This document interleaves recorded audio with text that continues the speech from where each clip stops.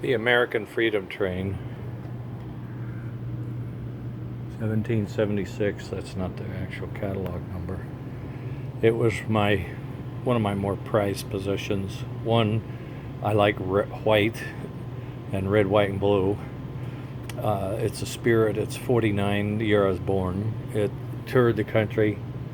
I have the cars that go with it, but I today just happened to have my heavyweights with a baggage car that I thought I would use as part of a demonstration when you want to know why Mike's Train House, and the differences between TMC and Mike's Train House in ultimate setting. And this, I think, is a great mechanism to show that. This is a Lionel version of Spirit of America,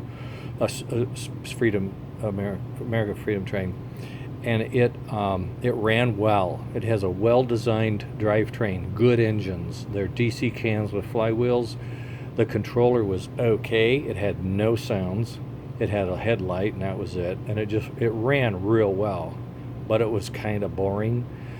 When I saw the Mike's Train House PS2 version of the O-gauge Freedom Train, it was so much more robust in the voices because it had engine sounds, which were so realistic.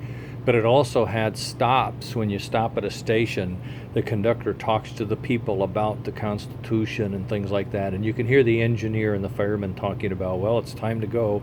This was a great tour. They're really talking about the act of the Freedom Train. I thought that capability in this S-gauge version would be awesome. So I, 3 years ago, bought the board, sat on it for a year, and then finally got the nerve to cut open a brand new Lionel Alco, cut the existing controller out, and adapt it to PS2. And this is the result. This is how you start the engine in the morning.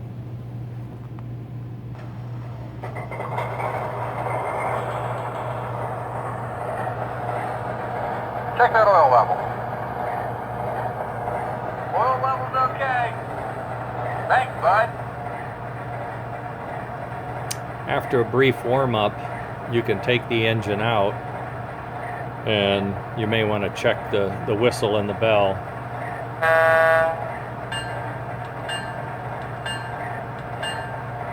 Sounds like we're all set. So I'll take it up. 3 clicks on the controller. And it's always impressive, the control that you get with the PS2. The low speed, the consistency, it has so many pickups and dual power that it just runs really smooth all the time. And you can slowly increase it, and then you hear the engine revving up, the big diesel inside running the generators. I put the interior light in. I didn't have any interior to put in, it's just so small, but I'll figure something out. I thought maybe I could get some HO engineers and put in there. But it runs so well and so smooth, and it looks really sharp. This is my favorite looking engine, I would think. Red, white, and blue. How can you go wrong?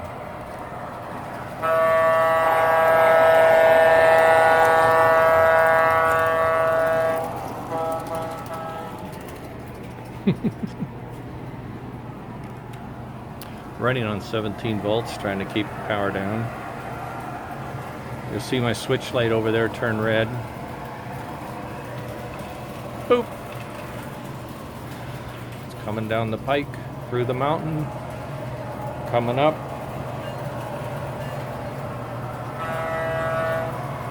Well, we're getting near the end of the floor.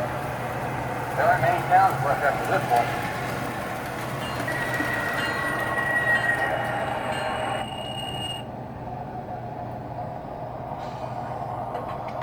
Welcome to the Freedom Train. We have over 127 documents and 6 flags on display for your viewing.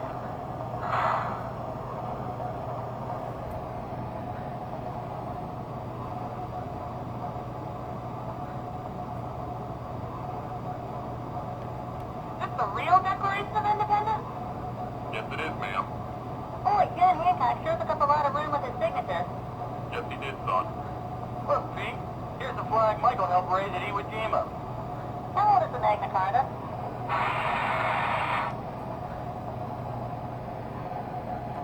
The Freedom Train displays will be closing in 20 minutes.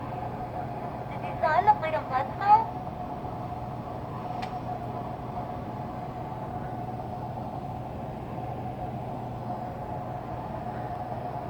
Are you ready? Tell me it's time to go. I've just been told our tour's been extended 4 months. That's terrific. There isn't a better job in all of railroading. Yeah, it's really great taking these documents and flags all over the country for people to see. Yeah, it's too bad this job can't last forever. Tell them to close up. We're ready to go.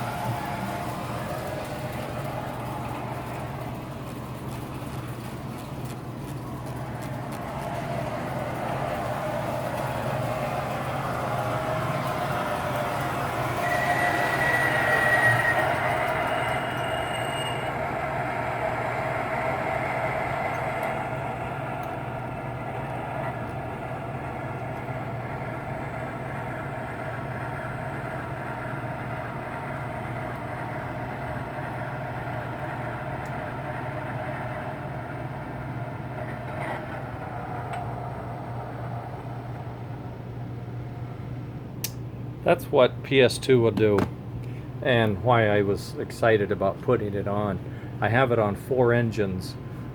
I have it on the Freedom Train, the Illinois Central Mountain engine, my Corvette Alco, and on the Hudson, which I know is not right, but I wanted to point this Hudson out because of the engine number 5405. I would like for you guys to check your Greenberg catalogs and your American Flyer catalogs to see if you find an engine on the cover with that number 5405, because I bought this engine from Greenberg in the late 70s and I got a hunch it was what was used for that photo shoot.